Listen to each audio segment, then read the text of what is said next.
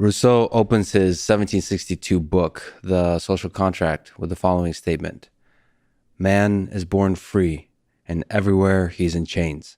So you talk about freedom and sovereignty quite a bit. What do these ideas mean to you, the idea of sovereignty? Freedom and sovereignty, I think they're very closely related. Let's start just focusing on sovereignty, which is a word I don't think we talk about enough. And the general definition of that I would give is the authority to act as you see fit.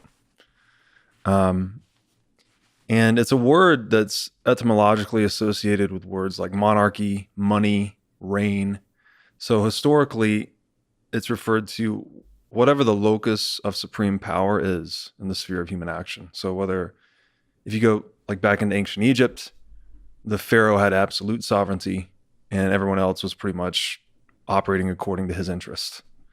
You fast forward to today, modern Western democracy, we have more decentralized sovereignty in that we all get to go vote and elect officials that make decisions on our behalf.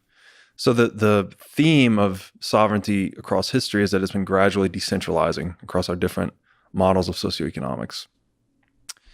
And it's largely, you could say it's rooted heavily in the money, I would argue, which is something we'll get a lot into here, where if you have money, you have the authority to act as you see fit in the world.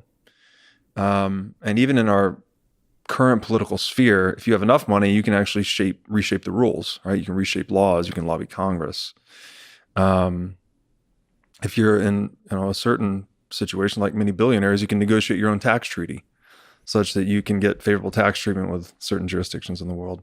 So this concept of sovereignty, which today it's common to call states or nation states or governments sovereign, meaning that they have power over people.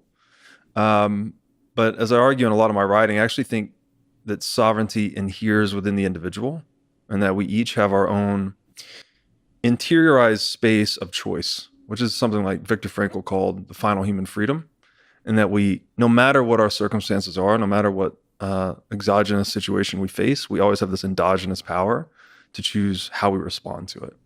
That's one of my favorite books is Man's Search for Meaning. Mm-hmm. Maybe we can break that apart a little bit.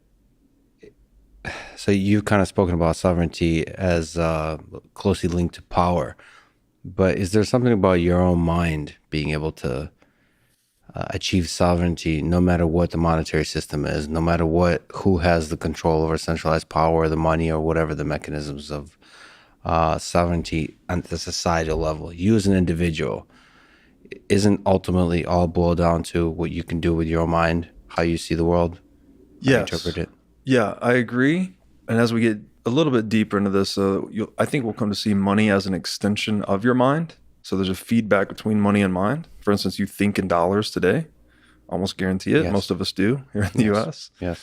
And it's a tool, right? It's a tool we're using to decomplexify the world around us, to deal with it, to understand the sacrifices and successes across an entire history of economic transactions. We can boil that all down to the price. So it's data compression. And if you can change, if there's a central body or central governance mechanism that can manipulate that money, it can have an impact on your mind. For instance, today, so I agree with you on the first hand, say that I do believe in free will. I do believe in individual autonomy. But I also think that there are certain devices and powers in the world around us that can actually influence how we think. And it's fascinating to think about the fact that money might be actually deeply integrated into the way we think and into our mind.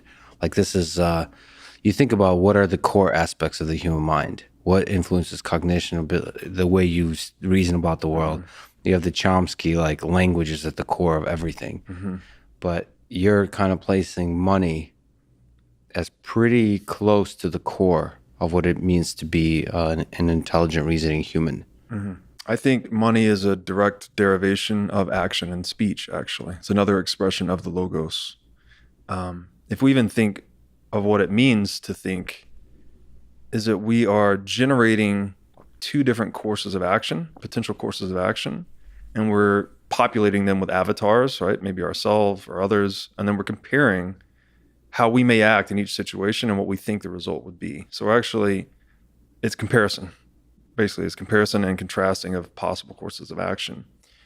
And that's the same thing with words themselves. Like, most words, the vast majority of words only have meaning in relationship to other words, right? It's all contextual. Definitions of a word are more words. Now, people have argued with me about this because there is a first word, right, where you pick up rock and say rock. Mm-hmm. But most other words and much in higher abstraction tend to be relative. And what's funny about action and speech, and I got into a bit of this in our paper here, is that it's linked to evolutionary biology, and that once human beings adopted upright stance, we freed our hands. We no longer needed our hands for locomotion. Mm-hmm. So we started to evolve more dexterity. And notably, we have opposable thumbs. So this gives us an ability to manipulate and particularize the environment in a way that most other animals cannot. And what's interesting about this is that as we gain this ability to manipulate natural resources and, count, pointing was a big deal, and that we could indicate prey or items at a far off distance, and we could organize ourselves. We, at the same time, we co-evolved this fine musculature in the face and tongue. So it's as if speech co-evolved really with our dexterity. And as a natural extension of that came us making tools, right? We started to create things to better satisfy our wants over time.